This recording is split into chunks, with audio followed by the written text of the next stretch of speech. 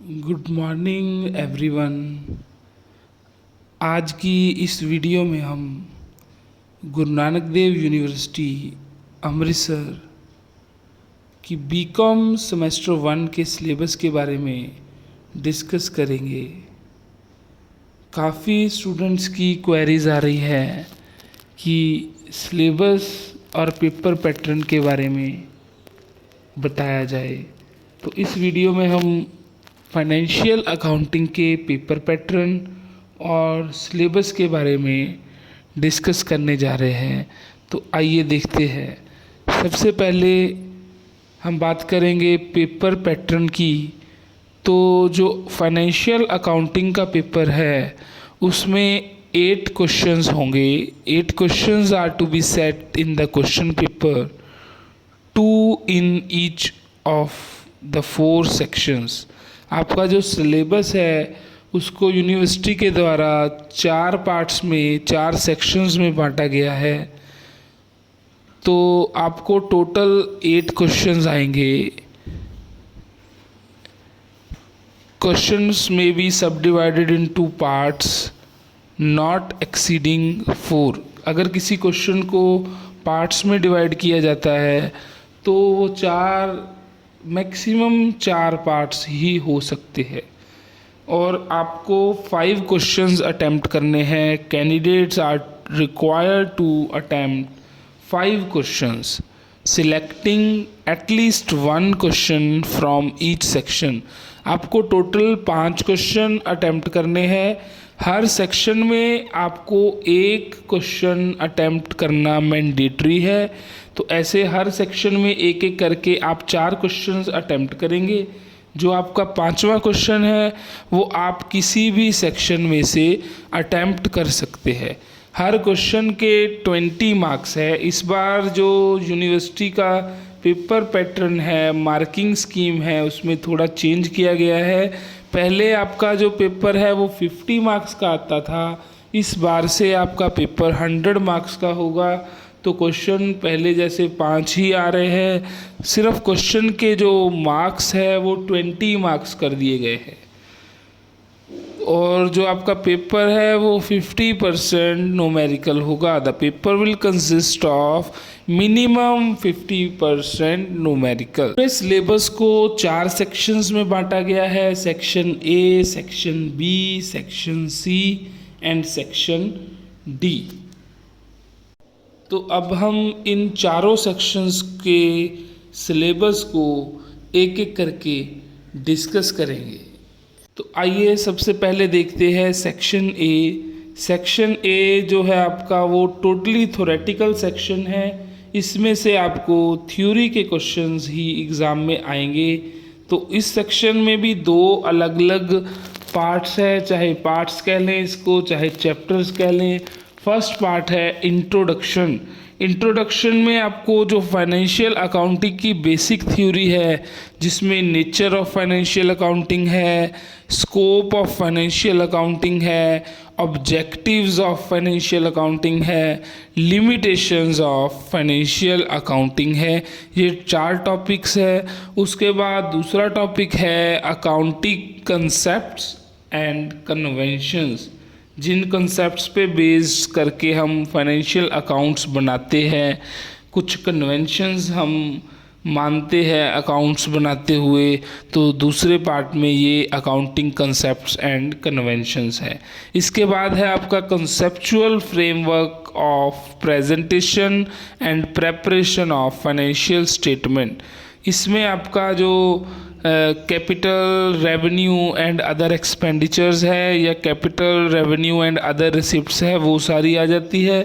और साथ के साथ इसमें जर्नल से लेकर फाइनल अकाउंट से पहले पहले जितने भी अकाउंटिंग के अलग अलग चैप्टर है, जैसे जर्नल हो गया, लेजर हो गया, ट्रायल बैलेंस हो गया, कैश बुक हो गया, सब्सिडरी बुक्स हो गया, इन सब की बेसिक नॉलेज इन चैप्टर्स में इस सिलेबस के इस पार्ट में आपने करनी है। तो पहले भी मैंने कहा है कि ये टोटली थ्योरेटिकल सेक्शन है।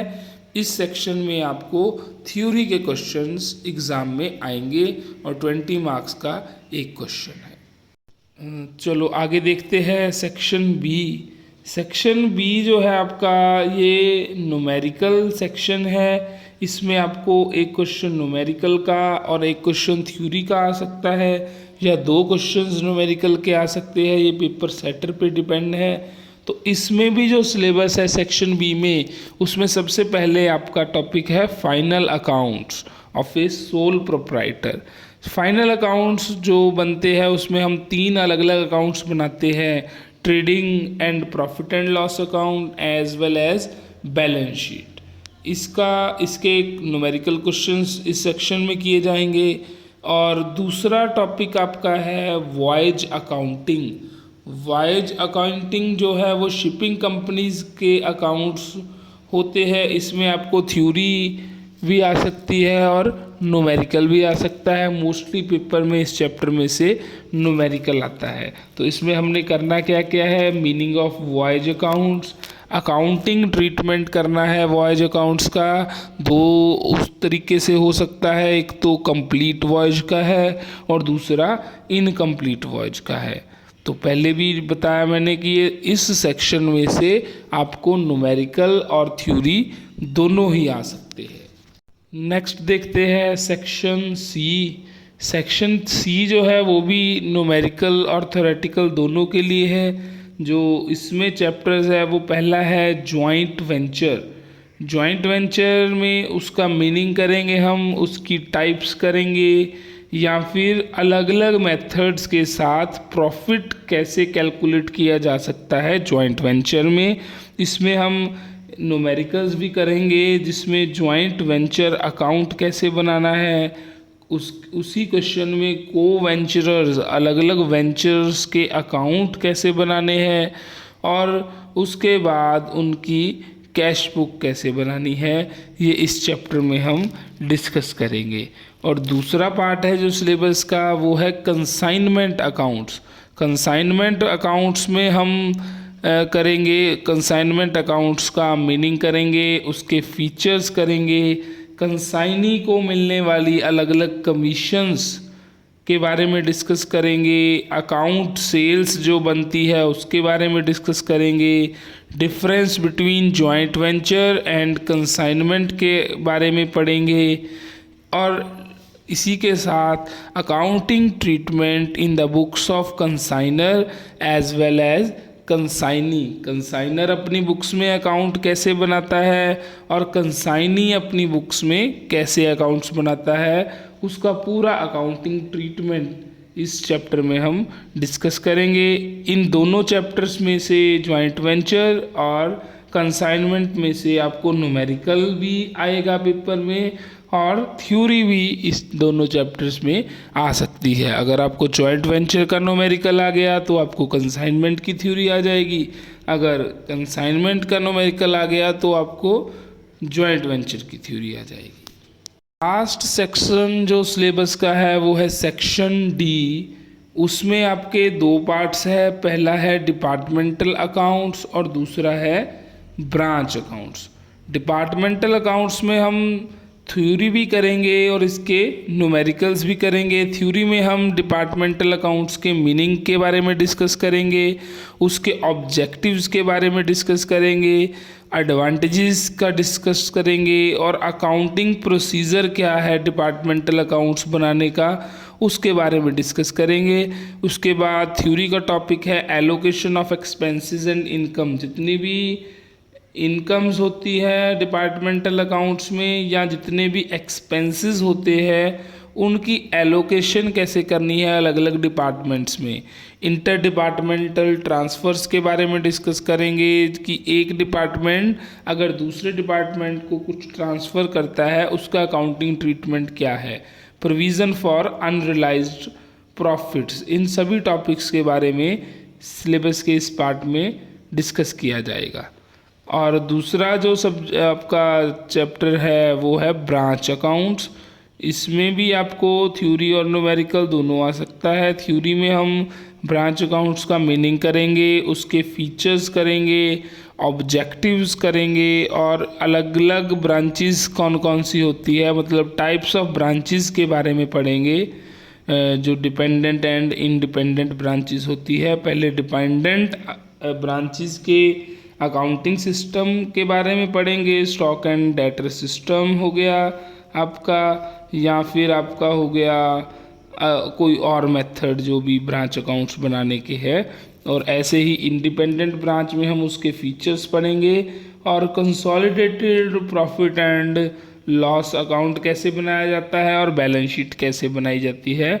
तो ये सारा कुछ हम ब्रांच अकाउंटिंग से रिलेटेड सिलेबस के इस पोर्शन में पढ़ेंगे। यूजुअल ये सेक्शन भी आपका numerical as well as theoretical है। इसमें से भी आपको एक न्यूमेरिकल और एक थ्योरी का क्वेश्चन पेपर में आएगा।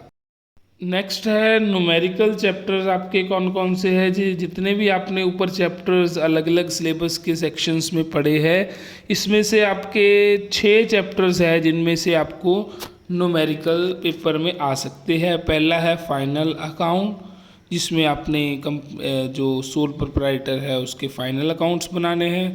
दूसरा है वॉयज अकाउंटिंग, जो कि शिपिंग कंपनीज का होता है।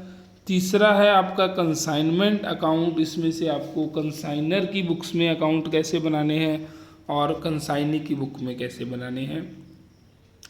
फोर्थ है जॉइंट वेंचर, एंड फिफ्थ है branch accounting, and last one is departmental account. तो मेरा आप सभी के लिए सुजेशन है कि it's better to attempt numerical question in final exam to gain more marks. अगर आप फाइनेंशियल अकाउंटिंग के पेपर में ज़्यादा मार्क्स गेन करना चाहते हैं तो आपको उसमें न्यूमेरिकल अटेम्प्ट करने को प्रेफरेंस देनी होगी, क्योंकि न्यूमेरिकल में आपको पूरे मार्क्स 20 आउट ऑफ 20 मिल जाते हैं अगर आपके न्यूमेरिकल्स सही होंगे। अगर आप थ्योरी अटेम्प्ट करते हो तो आपको मार्क्स उसमें कम मिलते हैं। कईयों को ये टेंशन होती है कि कभी न्यूमेरिकल गलत हो गया तो पूरे के पूरे 20 मार्क्स कट जाएंगे। ऐसा नहीं होता। अगर आपका न्यूमेरिकल कुछ उसका एक आधा पार्ट गलत भी हो गया, एक दो एंट्रीज गलत भी होगी, तो भी आपको उसके अकॉर्डिंगली मार्क्स मिल जाते हैं। मान लीजिए आपने थ्योरी अटैम्प्ट की तो आपको 20 में से 15-16 मार्क्स मिले। आपने न्यूमेरिकल अटैम्प्ट किया तो आपका सही हो गया तो आपको 20 मार्क्स मिल सकते हैं। अगर आपका न्यूमेरिकल का कुछ एक दो एंट्रीज गलत हो गई या आंसर नहीं आया, तो मान लीजिए आपका लास्ट में थोड़ा गलत हुआ, तो आपको फिर भी 17-18 या 15-16 मार्क्स मिल जाएंगे। तो मेरा सजेशन यही है कि फाइनेंशियल अकाउंटिंग के पेपर में ज़्यादा से ज़्यादा प्रेफरेंस न्यूमेरिकल्स को दें। ठीक है, धन्यवाद। अब आपको किसी भी तरह की कोई क्वेरी हो, किसी भी सब्जेक्ट का कुछ भी डिस्कस करना हो, तो आप हमारे व्हाट्सएप नंबर्स पे या कॉलिंग नंबर्स पे कॉल कर सकते हैं। फेसबुक, इंस्टाग्राम, यूट्यूब पे आप फॉलो करें और उस पर आप मैसेज करके किसी भी तरह की जानकारी लेना चाहें तो आप ले सकते हैं। धन्यवाद।